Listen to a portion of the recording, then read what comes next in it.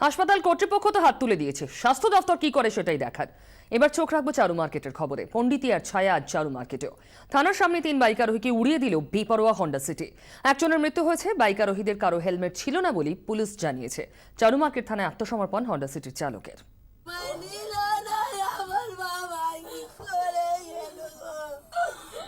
আমি এক জায়গায় যাচ্ছি, এক্ষুনি আসছি, আড়াইটার সময় সেই দার্জিলিং আসে দিক খুঁজি কাজ করতে, এখানে কুচকাজ কাজ করতে।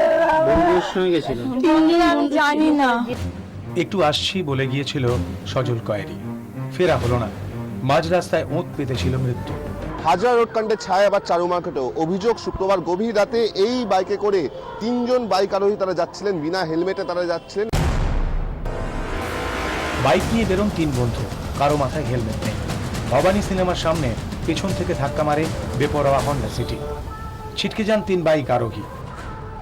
একটি হন্ডা সিটি গাড়ি অত্যন্ত দ্রুত গতিতে বেপরোয়াভাবে আসে এবং এই বাইকটিকে পেছন থেকে ধাক্কা দেয়।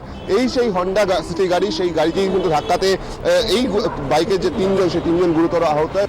আহতদের প্রথমে নিয়ে যাওয়া হয় বাঙ্গুর হাসপাতালে, সেখান থেকে চিত্তরঞ্জন ন্যাশনাল মেডিকেল কলেজে। সেখানেই একজনকে মৃত ঘোষণা করা হয়। এদিকে স্বয়ংক্রিয় ব্যবস্থা চালু থাকায় দুর্ঘটনাস্থলেই থেমে যায় হন্ডা সিটি গাড়িটি। চালক পালায়। নম্বর প্লেট দেখে পুলিশ জেনেছে সল্টলেকের এক বাসিন্দার নামে গাড়ির রেজিস্ট্রেশন।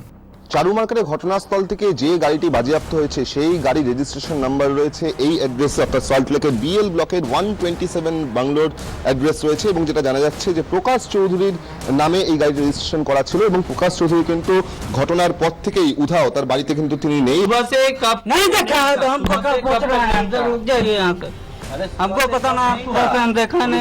যে এই ঘটনায় পুলিশ যশ চৌধুরী নামে একজনকে গ্রেফতার করেছে এবং পুলিশ কিন্তু এখনো পর্যন্ত বিষয়টা নিশ্চিত নয় যে সেই সময় গাড়ি কে চালাচ্ছিল, গাড়িতে কারা কারা সেই সময় ছিল, সেই বিষয়টা নিশ্চিত করতে পুলিশ ইতিমধ্যেই জিজ্ঞাসাবাদ শুরু করেছে। তার সঙ্গে সঙ্গে সিসিটিভি ফুটেজ খতিয়ে দেখা হচ্ছে এবং সেই সিসিটিভি ফুটেজ খতিয়ে দেখে পুলিশ জানার চেষ্টা করবে এবং বোঝার চেষ্টা করবে যে ঠিক দুর্ঘটনাটা কিভাবে ঘটলো।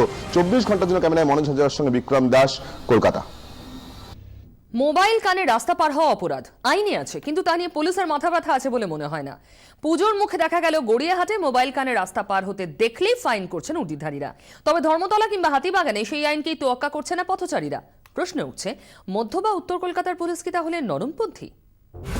পুজোর মুখে মার্কেটিং এর ভিড়, সরগরম গড়িয়াহাট, দিব্যি চলছে মোবাইল কানে যাতায়াত। এমনকি ব্যস্ত রাস্তা পার হওয়ার সময়ও মুঠো ফোনে কথার বিরাম নেই। অনেকের আবার 2 কানেই হেডফোন, অথচ রাস্তার উপর জলজল করছে নিষেধাজ্ঞা। কিন্তু কে শোনে কার কথা? অগত্যা অ্যাক্টিভ হতে হয়েছে পুলিশকে। পুজোর সময় ব্যাপারটা হচ্ছে ভিড়টা তো বেশি হয়, খুব বেশি। এই যে তো লোক চলাচল করছে, অ্যাক্সিডেন্টটা বেশি হয়। তা এইটা যাতে না হয় এবং তারা সচেতন থাকে, সেইটার জন্যই আমাদের এখনো অবধি 888টা কেস মজুত হয়েছে।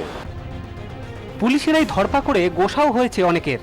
কিছু ফাইন দিতেই হবে বলে 10 টাকা নিয়েছে। এবার আমাকে অন্যায্যভাবে এরমভাবে এখান থেকে পয়সা নিল। এটা কোথাও কলকাতা শহরের কোথাও হচ্ছে না। নিজের জীবন বিপন্ন করে আইন ভাঙার সময় খেয়াল থাকে না, কিন্তু 10 কোটি টাকা ফাইন গুনতে হওয়ায় দারুণ ক্ষুব্ধ পথচারীরা। এটা ঠিক নয় না, মানুষকে ফার্স্টলি আপনি অ্যালার্ট করাটা উচিত। তারপর যদি সে না শোনে কি কোনো প্রবলেম হয়, তারপর সঙ্গে সঙ্গে দাঁড়ান টাকা লাগবে। কিন্তু প্রশ্ন হলো, আর কবে সচেতন হবেন? গড়িয়াহাটে যখন কড়াকড়ি, তখন অন্য ছবি উত্তর কলকাতার হাতিবাগান বাজারে।